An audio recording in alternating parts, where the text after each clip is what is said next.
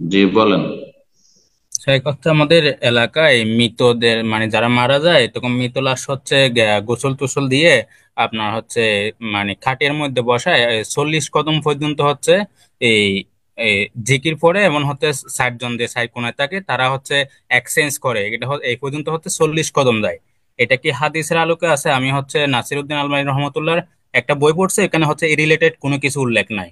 এটা কি বা এই হানাফি মাযহাবে এই টাইপের কিছু উল্লেখ আছে? এটা একটু জানতে চাচ্ছিলাম।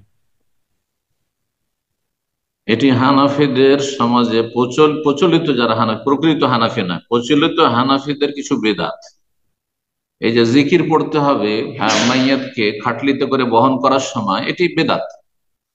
কথা বোঝা গেছে? এটি হানাফি মজহাবে, খাঁটি হানাফি মজহাবে নেই, এটা জাল হানাফি মজহাব আছে। প্রচলিত, যেটি প্রচলিত আর প্রকৃত, প্রকৃত হানাফি মজহাব হচ্ছে যা সাহাল হাদিস ফাহ মাজহাব, ইমাম আবু হানিফা রাহিমাহুল্লাহর উক্তি, সহিহ হাদিস ইমাম আবু হানিফার মজহাব। কিন্তু তাদের সমাজে হানাফি মজহাবের নামে বহু জগা খিচড়ি রয়েছে, বেদাত রয়েছে, মাজার পূজাও রয়েছে, গায়রুল্লাহ ফরিয়াদও রয়েছে, তাবিজ তোমারও রয়েছে, আর মাইয়ের সংক্রান্ত বহু বেদাত রয়েছে। তার মধ্যে খাট উঠাবার সময় বা খাট বহন করার সময় জিকির করা। বাকি থাকলো এই যে কিছু দূর যাওয়ার পরে সে 40 কদম নির্ধারণ করার কোনো প্রয়োজন নেই, কিন্তু আহ কিছু দূর যাওয়ার পরে আবার যদি অন্যরা কাঁধ লাগাইতে চায়, ভাই আপনি তো কিছুক্ষণ বহন করলেন, আমি বহন করব মাইয়াতের হক আদায় করার জন্য, তো এতটুকু করা যেতে পারে, এতটুকু করা যেতে পারে।